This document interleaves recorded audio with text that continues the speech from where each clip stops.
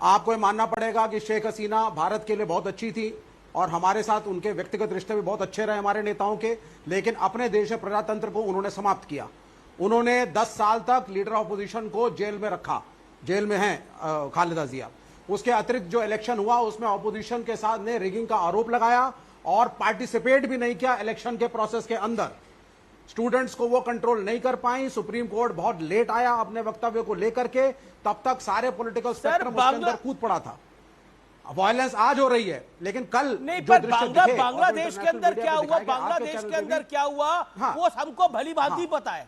मैं कह रहा हूं, बांग्लादेश का मॉडल भारत में क्यों लाना चाहते हैं? मेरा प्रश्न तो ये है। आप आ जाते हैं भारत तो परोक्ष रूप से भी, आप तो परोक्ष रूप से भी, अपरोक्ष रूप से भी आप तो सपोर्ट कर रहे हैं सलमान खुर्शीद को, डायरेक्टली एंड इनडायरेक्टली। देखिए, मैं नहीं इनडायरेक्टली नहीं, मैं तो डायरेक्टली सपोर्ट करूंगा अगर करना होगा। मैं बड़ा क्लियर आदमी हूं उमेश भाई। पहली चीज, कांग्रेस और इंडिया अलायंस का ये ऑफिशियल बयान नहीं है, कांग्रेस की तरफ से ये क्लैरिफिकेशन आ चुका है। लेकिन मैं दूसरी बात बोलना चाहूंगा, सलमान खुर्शीद का एक बहुत बड़ा योगदान भारत के पॉलिटिकल स्पेक्ट्रम और इस देश के अंदर है। वो एक इंटेलेक्चुअल है। हमारी डीपीएस की जो एजुकेशन सोसाइटी है उसको हेड कर चुके हैं, हजारों स्कूलों को उन्होंने रन किया है। उनकी वाइफ और उनका थिएटर में योगदान है, बहुत बड़े वकील हैं। क्या हम सर बोलने दीजिए, अरे देखिए अब आप बार-बार इंटरप्शन नहीं, बहुत बड़ा योगदान है। तो आई एम सॉरी टू से, ये योगदान किस काम का, जब वो बांग्लादेश, वो चाहते हैं कि भारत के अंदर बांग्लादेश बन जाए। अब आप बोलने ही नहीं दे रहे हैं सर। आपकी बात नहीं है सर, देश की बात है। ये you are talking about our nation, it is your nation and my nation। ये मेरे और आपके मुल्क की बात है। इस देश के लोगों से पूछ को देखो। मैं अभी लोगों से पूछता हूँ, ट्विटर पे, फेसबुक पे, यूट्यूब पे जो मुझे लोग देख रहे हैं, क्या आप बांग्लादेश चाहते हैं हिंदुस्तान के अंदर? बांग्लादेश मॉडल चाहते हैं? इस पे किसी का हाथ नहीं खड़ा होगा इस पैनल पे भी, क्योंकि सबको पता है बांग्लादेश मॉडल का मतलब क्या है। सलमान खुर्शीद ने, अरे सर आप बोलेंगे कि मैं बोलूंगा? वहां पर विवेक श्रीवास्तव, मुझे बुलाया तो मुझे बोलने दीजिए। सत्ता पक्ष के विरोध में बोला नहीं जाता, जैसे आप निरंतर 11 साल से बोल रहे हो और बहुत बढ़िया तरीके से बोल रहे हो। बोलिए। अब क्या आप सलमान खुर्शीद को देशद्रोही डिक्लेयर करते हैं इस चैनल पर? क्या अमीश देवगन और न्यूज 18 डिक्लेयर कर रहा है कि सलमान खुर्शीद देशद्रोही है? सलमान खुर्शीद ने इस देश के लिए कुछ नहीं किया। सलमान खुर्शीद पेट्रियोटिक नहीं है। सलमान खुर्शीद एक बुरा मंत्री था। कांग्रेस पार्टी देशद्रोही है। विवेक श्रीवास्तव चाइनीज एजेंट है। 70 साल हमने देश को लूटा, हम देश तोड़ने जा रहे हैं। क्या ये नैरेटिव आप सपोर्ट करते हैं?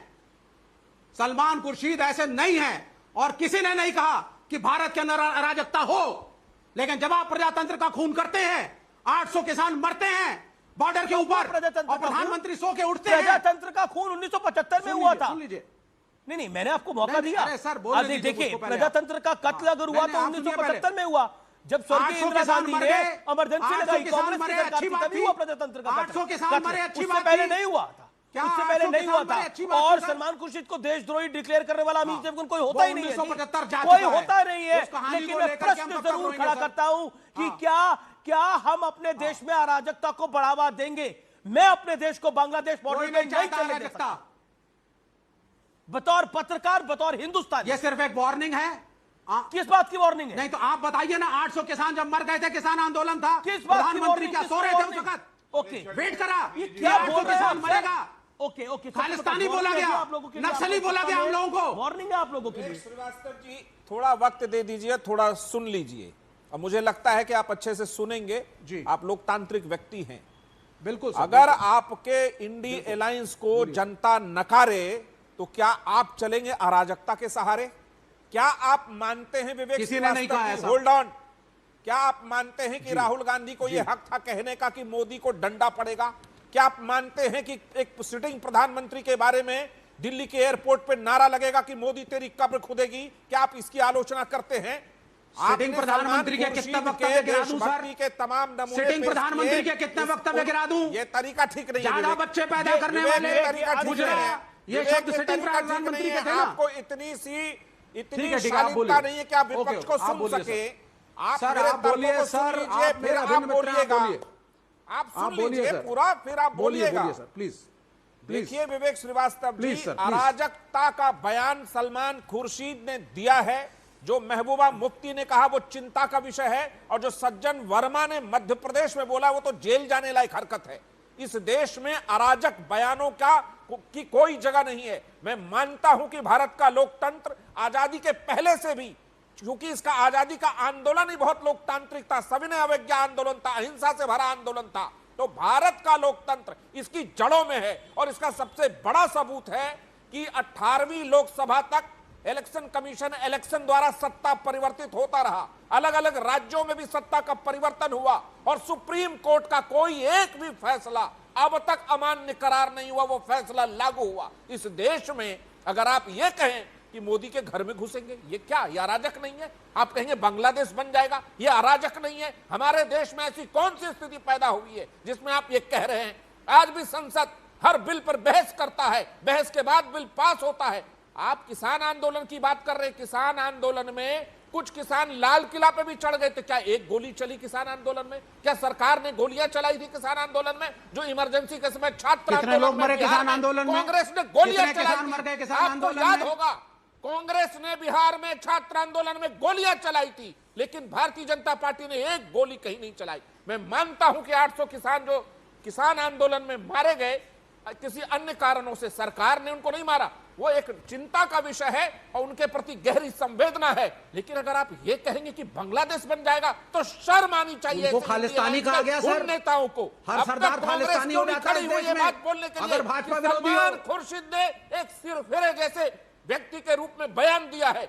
उन्होंने अपने पूरी की पूरी राजनीतिक यात्रा को यह कहकर आज समाप्त किया कि भारत में बांग्लादेश जैसी स्थिति पैदा होगी। हमें भारत के लोकतंत्र पर गर्व है। मेरे लिए चिंता का विषय यह है कि उन्होंने जब वो बात कर रहे थे शाहीन बाग की, शाहीन बाग के कई अभी लोग जो है वो जेल में बंद है, उनको बेल नहीं कौन दे रहा, उनको अगर बेल कोर्ट नहीं दे रहा तो उसके अंदर कोर्ट की गलती है। कोर्ट तो संविधान से चलती है और संविधान के तो सूरमा है आप लोग, लेकिन संविधान के सूरमा ये समझने में असमझ है, ये समझने में असमझ है कि अगर शर्जील इमाम को और उमर खालिद को बेल नहीं मिल रही है तो उसमें कोर्ट को वो दोषी मान रहे हैं। इसका मतलब सफूरा जरगर को बेल दिया भी है सुप्रीम कोर्ट ने। जिन सरदारों को खालिस्तानी कह दिया गया था, जिन सिखों को खालिस्तानी कह दिया गया था, जो किसी को नहीं कहा गया, बैठे थे, जिसने कहा गलत था और हम कम्युनिस्ट गलत है, सब कहा, बिल्कुल कहा, हम लोगों को नक्सली कहा गया। ओके, गौरव नक्सल कहा जाता है के पास जाऊंगा, लेकिन ये चर्चा बहुत बड़ी है गौरव भाटिया, ये सामान्य चर्चा नहीं है और मैं इसको बोल रहा हूं ये ऐतिहासिक चर्चा है। मतलब बगल में बांग्लादेश में अराजकता फैली है, श्रीलंका में फैली, हम पड़ोस में भी ऐसा हो जाए, अपने पड़ोसी घर में भी कुछ बुरा हो जाए तो ये नहीं बोलते हमारे घर में ऐसा होना चाहिए। हम देश के लिए ऐसा सोच रहे हैं, हम देश के लिए ऐसा सोच रहे हैं कि हमारे देश में ऐसा हो। मतलब अगर इन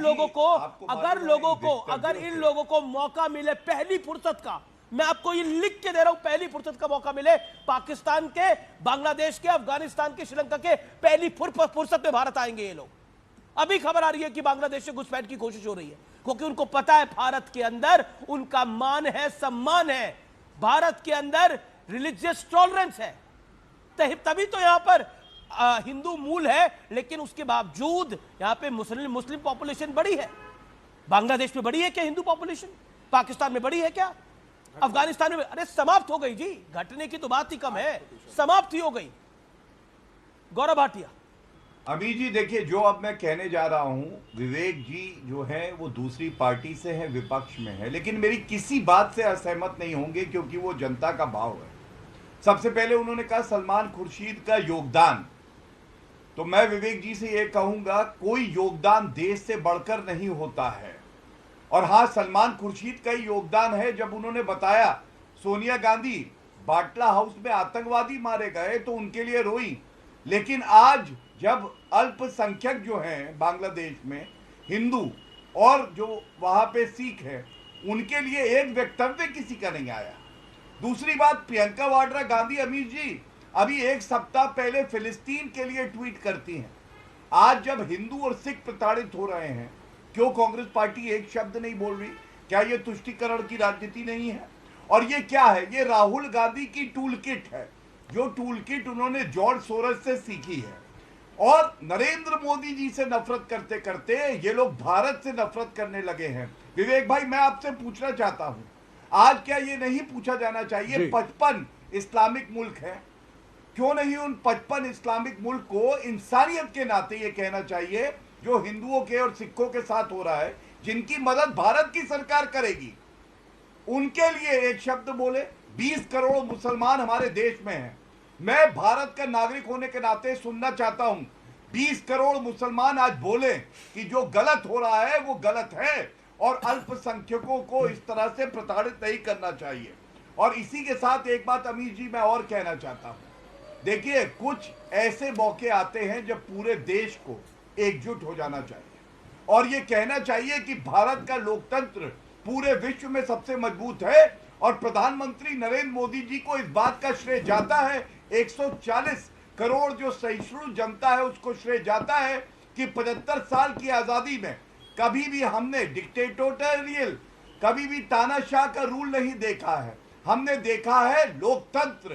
केवल काला अध्याय इंदिरा गांधी लाई। और विवेक भाई, अब आप बताइएगा, जो बातें मैंने आपको बोली है, कौन सी बात से आप सहमत नहीं हैं? जब इस तरह के बयान आएंगे कि प्रधानमंत्री जी के घर में जनता घुस जाएगी, तो मैं आपको चेतावनी देता हूं, अगर कोई सिरफिरे कांग्रेस के इस तरह का प्रयास करते हैं, 1 करोड़ भारतीय दिल्ली में अकेला सुरक्षा कवच बन जाएंगे भारत के लोकतंत्र का नरेंद्र मोदी जी। कंचना यादव, विवेक मैं आपके पास आऊंगा।